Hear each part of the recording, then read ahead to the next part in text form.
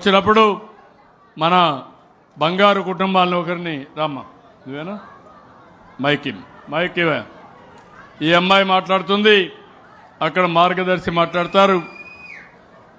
చెప్పమ్మా, దగ్గర పెట్టుకో, మైక్ దగ్గర పెట్టుకో మాట్లాడు. నమస్కారం సార్. అటు చూసి మాట్లాడు, దగ్గర పెట్టుకోమా, ఫ్రీగా మాట్లాడమ్మా, ఇంట్లో మాట్లాడు, ఫ్రీగా మాట్లాడమ్మా. నమస్కారం సార్. ఇక్కడ పెద్దలందరికీ నమస్కారం. నా పేరు బత్తుల నీలావతి. నాకు ఈ మాచర్ల 11వ వార్డులో ఉంటాను. మా తల్లిదండ్రులు చిన్న వయసులోనే పెళ్లి చేశారు.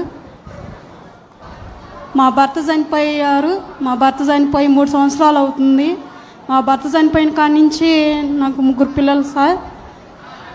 మా భర్త చనిపోయిన కాడి నుంచి నా పిల్లలు నేనే పోషించుకుంటున్నాను. కూలి పనికి వెళ్తూ నా పిల్లలు నేనే పోషించుకుంటున్నాను. ఒక పూట పని ఉంటే ఒక పూట పని ఉండదు. పూట పని లేనప్పుడు నేను ఇంట్లోనే ఉంటాను. పని లేనప్పుడల్లా ఇంట్లో ఉండి ఇబ్బంది పడుతున్నాను సార్. ఇక్కడికి నేను రావటం కారణం ఏంటంటే ఉండే కూర్చో తీసుకుంటా కదా, నేను తీసుకుంటాను. పక్కన నిలబెట్టు, ఆ అమ్మాయిని అక్కడ నిలబెట్టు. చూడ అమ్మాయిని అక్కడ నిలబెట్టండి. నేను పోయేటప్పుడు ఈ పక్కన మన అమ్మాయిని నిలబెట్టండి. ఓకే, వాళ్ళకు ప్రాబ్లమ్స్ ఉంటే ఎవరైనా కాగితాలు ఇవ్వాలంటే వరుస నిలబెట్టండి, తీసుకుంటూ వెళ్తాను. ముందు వాళ్ళు నిలబెట్టండి. ఓకే, చెప్పమ్మా.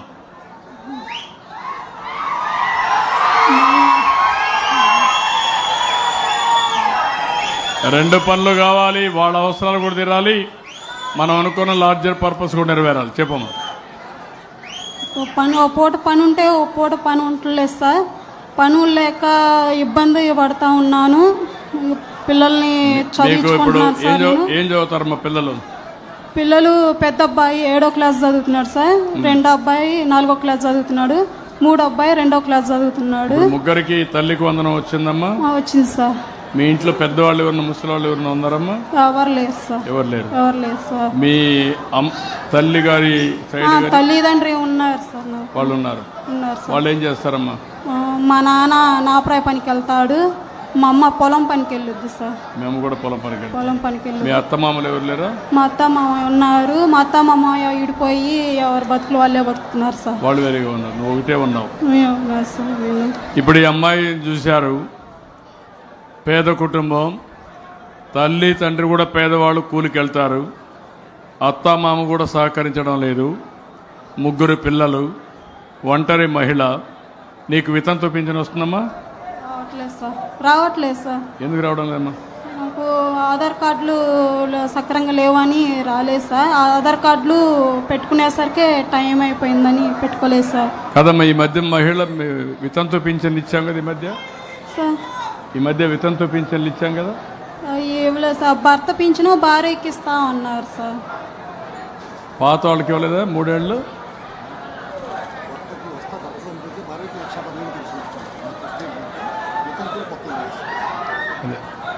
ఓకే, ఇప్పుడు ఈ అమ్మాయికి ఇలాంటి వాళ్ళకి కలెక్టర్ కూడా చెప్తున్నా, ఒకసారి ఎగ్జామ్ చేసి అమ్మాయికి ఇమీడియట్గా వితంతు పింఛన్ ఇవ్వండి. ఈ నెల నుంచి నీకు 4,000 రూపాయలు పింఛన్ కూడా ఇస్తామమ్మా. దానివల్ల నీకు ఉపయోగపడుతుంది. ఇప్పుడు ఇక్కడ మార్గదర్శి ఉన్నారు, ఎట్లా చేస్తారు చెప్పండి. మార్గదర్శి, మీ పేరు చెప్పండి బ్రదర్. మీ పేరు? Good afternoon sir. గౌరవనీయులు మన రాష్ట్ర ముఖ్యమంత్రి వర్యులు శ్రీ నారా చంద్రబాబు నాయుడు గారికి, అలాగే వేదిక పైన ఉన్న మన ఎంపీ గారు లావు కృష్ణదేవరాయలు గారికి, మన శాసనసభ ఎమ్మెల్యే గారికి, సభకు అందరికీ నమస్కారం తెలియజేస్తున్నాను. మన మాచర్లకే తలమానికమైన మన కేసీపీ సిమెంట్ సంస్థ తరఫున నేను సీనియర్ జనరల్ మేనేజర్గా పనిచేస్తున్నాను. మా సంస్థ చైర్మన్ అండ్ మేనేజింగ్ డైరెక్టర్ గారు ఇటువంటి ఉపాధి కార్యక్రమాలు ఎన్నో చేపట్టారు. ఇటువంటి P4 పథకాన్ని స్థాపించిన వెంటనే మన సారు చంద్రబాబు నాయుడు గారు, మా సిఎండి మేడం గారు కానీ, జేఎండి మేడం గారు, మా ఇందిరా దత్తు గారు కానీ ఇమ్మీడియట్గా మా యొక్క ఎంప్లాయీస్ని ఎవరైతే కాంటాక్ట్లో ఉన్నారో వాళ్ళను 105 మంది ఎంప్లాయీస్ను ఒకేసారి పర్మనెంట్ చేయడం జరిగింది. ఇది మా సార్ యొక్క ప్రోత్సాహం వల్ల, మా మేనేజ్మెంట్ ప్రోత్సాహం వల్ల నేను చేయగలిగాను. ఇటువంటి యొక్క ఉన్నతమైన కానీ మాచర్ల ప్రజలకు కానీ తర్వాత ప్రభుత్వం చేసే ఆదేశాలకు కానీ మేము ఎప్పుడూ ముందుండి చేస్తామని మీకు అందరికీ నేను చేస్తున్నాను. ఈరోజు ఈమె నీలావతి గారు ముందుకు వచ్చారు. ఈమెకు ఒకరోజు పని ఉంటే ఒకరోజు పని ఉండదు. అదే ఈ పనిని రోజు కల్పిస్తే ఈమెకు మంచి భవిష్యత్తు ఉంటుందనే ఉద్దేశంతో ప్రతిరోజు కూడా మేము ఉద్యోగంలో ఒక పని కల్పిస్తూ ప్రతిరోజు మేము ఇస్తాం సార్.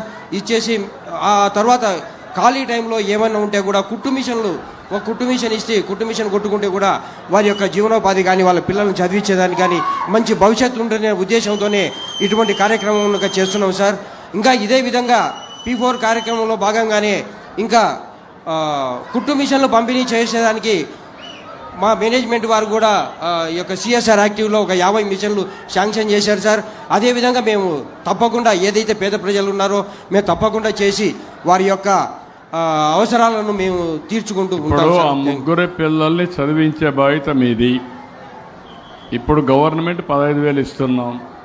అవసరమైతే మంచి స్కూల్లో పెట్టి ఆ 15,000 కూడా మీరు వాళ్ళకి ఆ ఫ్యామిలీకి సంవత్సరానికి వస్తుంది. అప్పటికి 4,000 ఇస్తున్నాం. మీరు ఉద్యోగం ఇస్తే కొంత డబ్బులు వస్తుంది.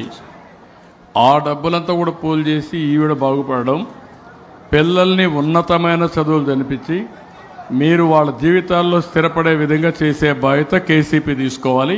దానికి మీరు సిద్ధంగా ఉన్నారా లేదా? తప్పకుండా సార్.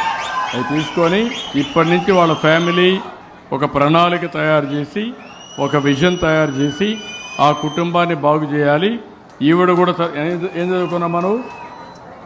ఆ అమ్మాయిని కూడా కుట్టు పనులు కానీ ఇవన్నీ చేయించి ఆదాయం ముందు మీ దగ్గర పెట్టి ముందు మా దగ్గర ఉద్యోగం ఇస్తాం సార్. ఉద్యోగం పని కల్పిస్తాం సార్. పని కల్పించి ఒక కుట్టు మిషన్ ఇచ్చి ఆమె ఖాళీ టైంలో డెవలప్మెంట్ చేసేదానికి మేము ఆ ముగ్గురి పిల్లల్ని మీ పిల్లలుగా భావించి KCP చదివించే బాధ్యత మీది. స్థిరపడే వరకు మీ బాధ్యత. తప్పకుండా సార్. వీళ్ళే కాదు ఇంకా అలాంటివన్నీ ఎన్ని కుటుంబాలు తీసుకుంటారో KCP ముందుకు రావాలి. ఓకే. మేము ఈ యొక్క ఇటువంటి స్వచ్ఛ ఆంధ్ర కానీ స్వచ్ఛ భారత్లో కానీ ప్రభుత్వం తరఫున కానీ మా KCP సంస్థలో కానీ మేము చాలా ఎంతో చేస్తున్నాం సార్. ఈ యొక్క పట్టణ ప్రజలకు మాచర్ల పట్టణ ప్రజల్లో కూడా తాగునీటి కానీ సాగునీటి కానీ మేము చాలా చేస్తున్నాం సార్. ఎక్సలెంట్ మా, నేను అభినందిస్తున్నా. KCP మంచి సంస్థ.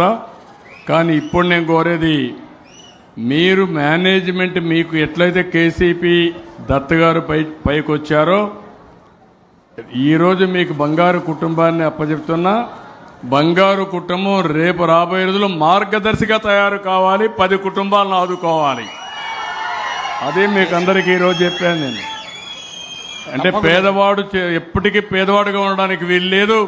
పేదవాళ్ళకు కూడా తెలివితేటలు ఉన్నాయి. ఆ తెలివితేటలు ఉపయోగించగలిగితే మట్టిలో మాణిక్యాలు మన పిల్లలు. దానికి కావాల్సిన సానబెట్టడమే. ఆ సానబెట్టే బాధ్యత మీకు అప్పచెప్తున్నా. Be clear. ఎన్ని కుటుంబాలు తీసుకుంటారో కలెక్టర్తో మాట్లాడండి. అవి కూడా తీసుకొని ఫోకస్ చేయండి. అలాగే సార్. తప్పకుండా సార్. ఏదైతే మేము స్కిల్ డెవలప్మెంట్లో భాగంగా కానీ నా మాట నువ్వు చేసిన పనులన్నీ అభినందిస్తున్నా. ఇప్పుడు స్ట్రైట్ క్వశ్చన్, ఎన్ని కుటుంబాలను బాగు చేస్తారు? Be clear. నువ్వన్నీ నాన్చొద్దు. ముందు మారిగా నా దగ్గర నానుస్తా ఉండేవాళ్ళు. ఇప్పుడు నాన్చే పని లేదు సార్. ఇప్పుడు అడిగిన దానికి చెప్పడమే. ఇప్పుడు 50 కుటుంబాలకు మేము కుట్టు మిషన్లు ఏర్పాటు చేస్తాం సార్. తప్పకుండా నువ్వు కలెక్టర్తో మాట్లాడి ఎన్ని కుటుంబాలని మీరు పైకి తీసుకొస్తారో. కుట్టు మిషన్లు వచ్చి 4 రోజుల తర్వాత కుట్టు మిషన్లు కూడా పనిచేయాలంటే అది కరెక్ట్ కాదు. కుట్టు మిషన్లు పనిచేయాలా, వాళ్ళ జీవితాలు మారాలి. నా కొలమానం నువ్వు కుట్టు మిషన్ ఇచ్చావా లేకపోతే ఇంకోటి ఇచ్చావా అని కాదు. వాళ్ళ తలసరి ఆదాయం ఎంత మారింది, వాళ్ళ తలరాత ఎట్లా మార్చారో అది నేను చూస్తాను ప్రతి ఒక్క వ్యక్తిని. అది నీ బాధ్యత. తప్పకుండా సార్. తప్పకుండా చేస్తాను sir. Thank you sir. Thank you very much sir. రమ్మా, ఇక్కడ రమ్మా, మైక్ ఇవ్వండి, మాట్లాడమ్మా. నమస్కారం సార్. దగ్గర పెట్టుకోమ్మా. నమస్కారం సార్. నా పేరు షేక్ నజీరున్. మా అమ్మ నాన్న నన్ను చిన్న వయసులోనే పెళ్లి చేశారు సార్. దానివల్ల నాకు ఒక పాప పుట్టిన తర్వాత మా వారి